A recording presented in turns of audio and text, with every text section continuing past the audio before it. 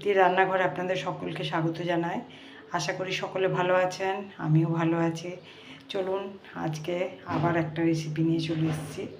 দেখেই বুঝতে পারছেন যে রেসিপিটা কী হবে। দেখতে পাচ্ছেন আমি এখানে 500 গ্রাম কুমড়ো সুন্দর করে কেটে রেখেছি। তার সাথে দুটো মাঝারি সাইজের আলু দিয়েছি, সেটা কেটে রেখেছি। কেটে এগুলো ভালো করে ধুয়ে রেখেছি। এখানে আমি কড়া বসিয়ে দিয়েছি। দেখুন কড়াতে আমি তেল দিয়ে দিয়েছি। আমি তেল দিয়েছি, সর্ষের তেল দিয়েছি। আর এরপর আমি দিচ্ছি সেটা হচ্ছে তেজপাতা। তেজপাতাটাও আমি একটা তেজপাতাকে ছাড়িয়ে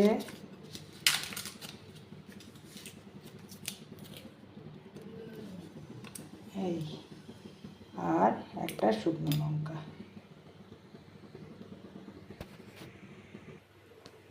দেখুন এরপর আমি দিয়ে দিচ্ছি 5 ফোড়ন। 5 ফোড়নটা একটু লাল হবে।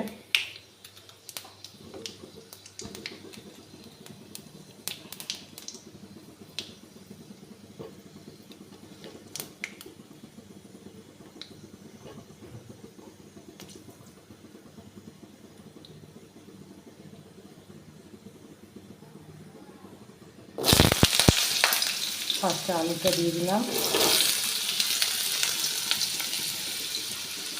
আলুটা আগে একটু ভেজে নিচ্ছি।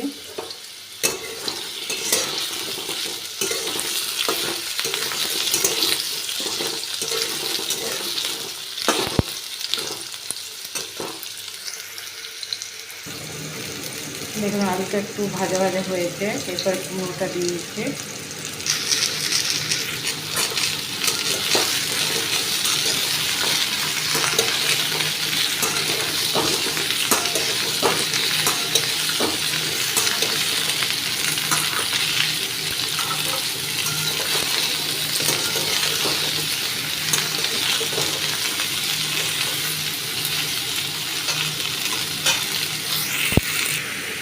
দেখুন বেশ কিছুক্ষণ ভাজলাম। এরপরে নুন হলুদ দিয়ে দিচ্ছি। দেখুন নুন দিলাম আন্দাজ মতন, হলুদ দিলাম আন্দাজ মতন, আর হাফ চামচা চিনি দিলাম।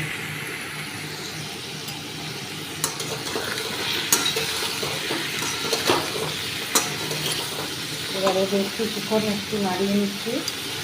নাড়িয়ে নিয়ে লো আঁচ করে আমি ঢাকা দিয়ে দিচ্ছি। আমি কিন্তু কোনো জল ওর মধ্যে দিচ্ছি না।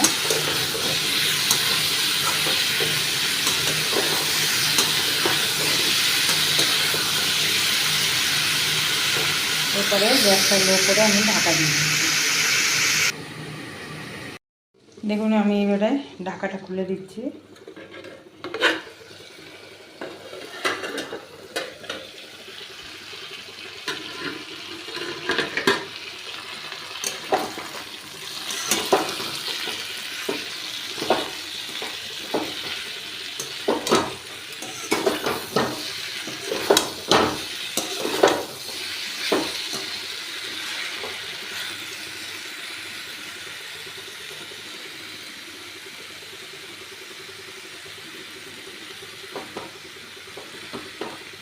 দেখুন আলুটাও সিদ্ধ হয়ে গেছে।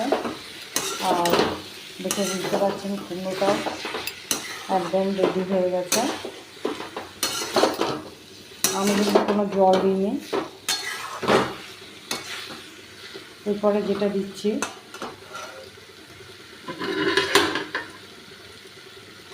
একটা লাল কাঁচা লঙ্কা ডাঁটা সমেত, একটা সবুজ কাঁচা লঙ্কা দিয়ে আমি গ্যাসটা অফ করে দিচ্ছি। ঢাকা দিয়ে রেখে দিচ্ছি, তাহলে কাঁচা লঙ্কার গন্ধটা খুব সুন্দর লাগে।